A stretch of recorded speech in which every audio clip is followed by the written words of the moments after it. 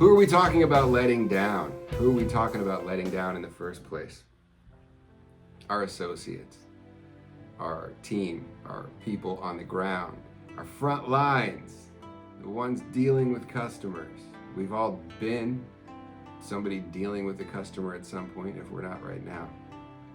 We're going to talk about specifically, I want to show this award. This is an award that I got on my secret shopper report. Yeah! Yes! That was after like 5 times of getting a D or a 60 or something like that. That's what we're going to talk about today.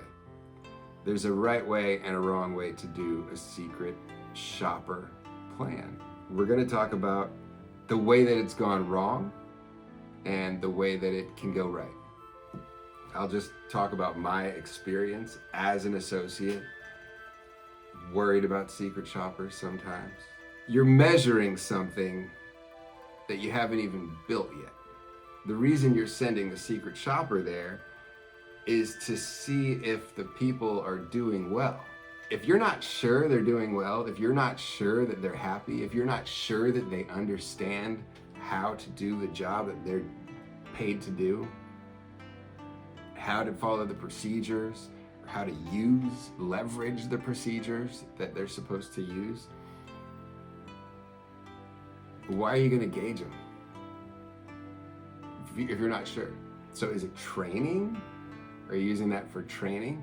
It's a really weird way to do training, to say, we're not sure how well you guys do this, if you're doing a good job at all, if you know what you're supposed to know. We want to make sure of that, and we can't tell. So we're gonna hire this firm that's gonna send in somebody and like do a little rundown of a list. When you start at a job, you want to provide good service. Not even if your mission, I've had associates, I've definitely worked with people that their mission going in on the day was not, I want to provide good service today. That's my goal. I want to provide good service.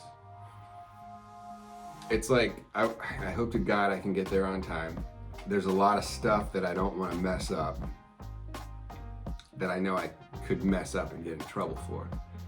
I don't want to have to deal with problems that I can't handle. It stresses them out. You want to try to take away that stress. And by doing that, if that's really your goal, take away that stress. It's not to send freaking shoppers in there with a little checklist of exactly what order they do things in and scare them that they better do all of these things, because any one of these people might be grading them, not on how satisfied they are with the product that they're choosing, that the service that they got. This person's coming in there with the objective of a list. It's so artificial and unhelpful to do that. But it can be used for good. If you insist on using a secret shopper, it can be used for good. You can let the associates practice how to do this with their customers. This is the only way that I became like, I get it. Now I'm not terrified of this thing anymore. I'll use this as a little tool. And you can actually ask all the customers, you can pull the list out, show it to customers, and say, this is the list of things that I'm supposed to do during this transaction. Some of them are annoying, but we're actually doing a secret shopper thing, because some of these questions are actually helpful to get like the best outcome here. And some of them are simply, I don't understand why they're on here, but we're required to ask them, can we do this? And by the way, if you're a secret shopper, you have to tell me, are you? Even when people are angry, like, I was renting apartments and I had this woman once and was disgruntled. I mean, people will come in and buy and get a new apartment sometime like when you're 22, when you're just got out of college or something, or you're going into college and you're like, I'm getting an apartment, I'm getting my new apartment. There's usually some thing that has happened that requires, if you're like 40 years old, 60 years old, there's something that happened that requires you to get an apartment. So you do, that's one of the interesting things too, a way that I've enjoyed connecting with people, because you get it. Somebody comes in, somehow you know that they're a homeowner, they look like a fucking homeowner. Whatever indicators that you get when somebody walks into a room, and then they top that off with, I guess I need an apartment. Bruh, okay. Have a seat, man.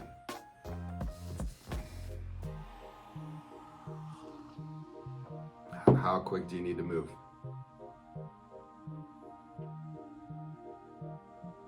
How much do you have? What is this supposed to cost? This is at the upper end of that. This might be over that by like $100. Do you want to check it out? Okay, I'm trying to finish this list here. We have a little list.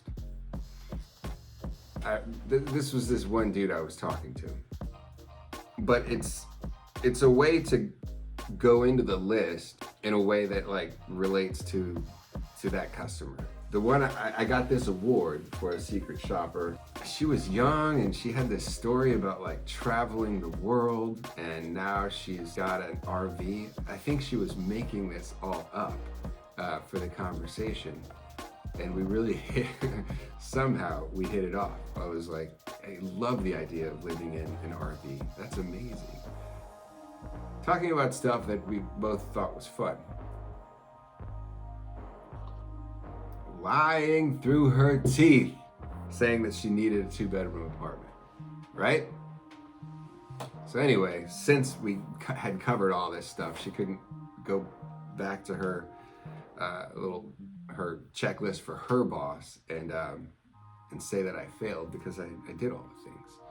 But I was talking about them as I did them. Let people do that. That's how you do it. If you have one of those, you must cover this base, you must cover that base. That way, if there's a question that comes up that you don't know, that can honestly be on the list. What did the person do that they got uncomfortable for? Did they ever get uncomfortable? Not just like, did the person seem knowledgeable? Did he ask you for your budget? Did he ask you for your email? Those are the things that can easily, I'm supposed to ask you for your email. Can I have it?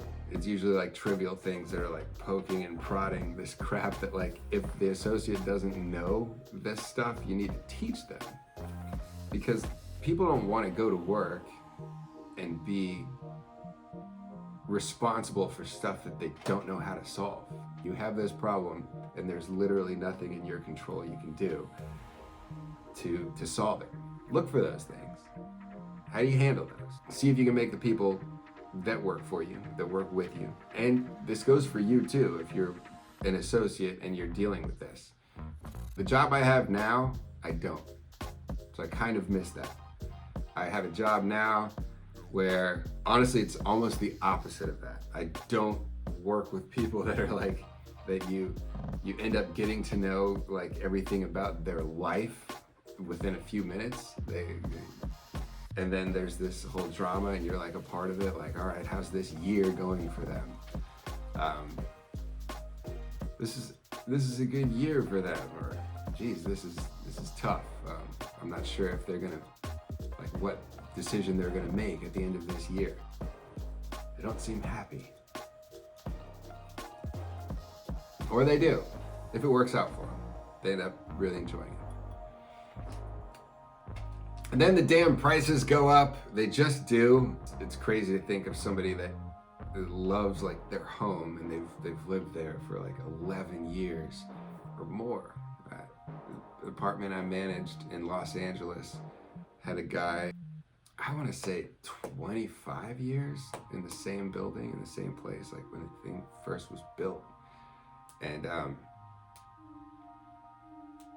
phew, not rent control. So there was like a takeoff point recently in the economy, allowed a large percentage, like a whole different ballgame type of thing. Like this one bedroom that you moved in for $750 a month, and it's gone up like $25 each year, $50 some years. All of a sudden, there are a few years in a row, and it was going up by $150 easily. Some of them over $200. Like, bam! Because the market would pay that, and it got crazy. So sometimes you do have to tell people, this is definitely going up to a point when it's curious how you can keep affording it. I'm curious. And sometimes they'll downsize. Sometimes they just press on. Somehow they make it work.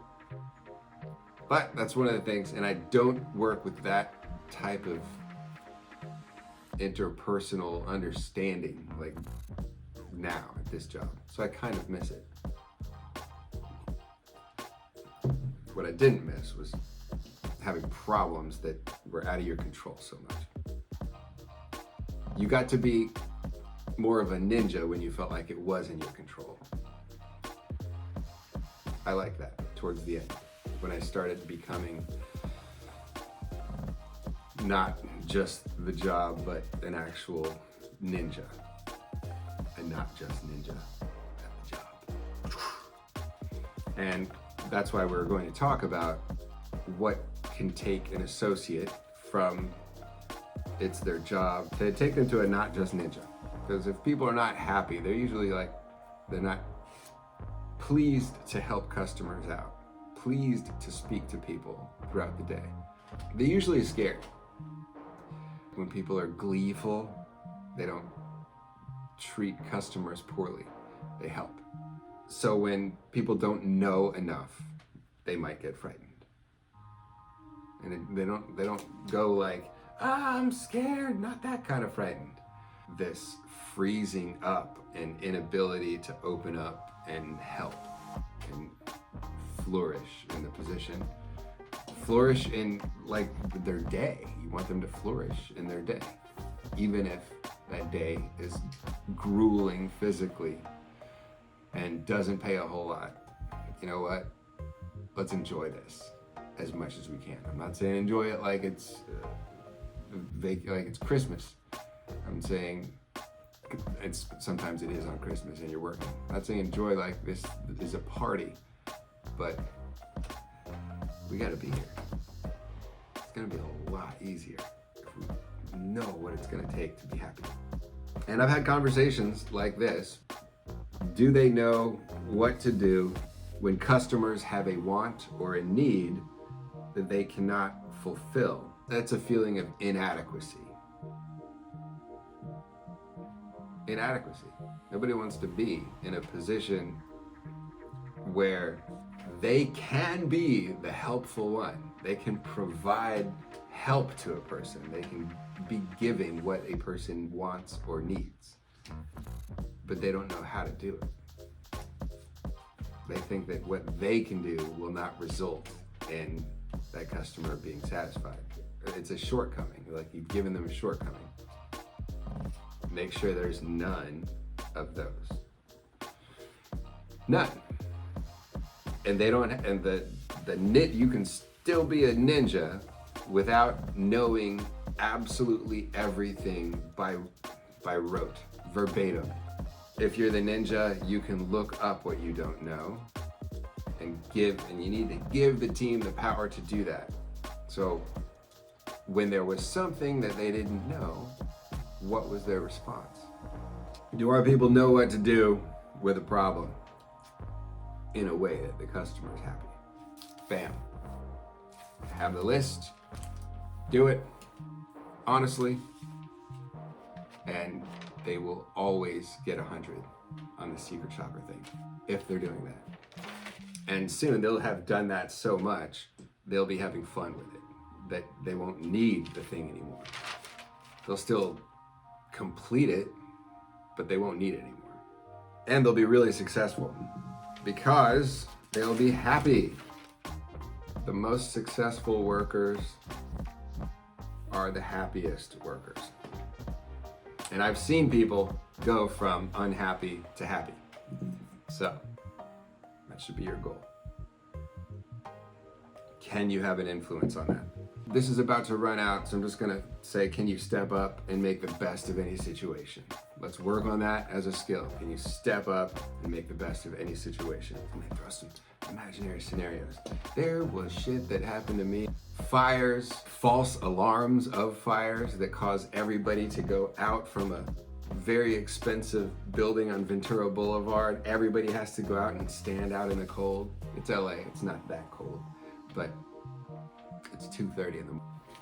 My videos are gonna get much more concise.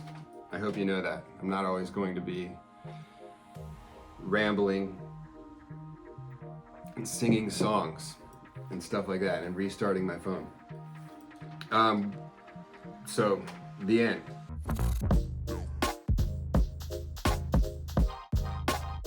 Don't let me down. Don't let me down.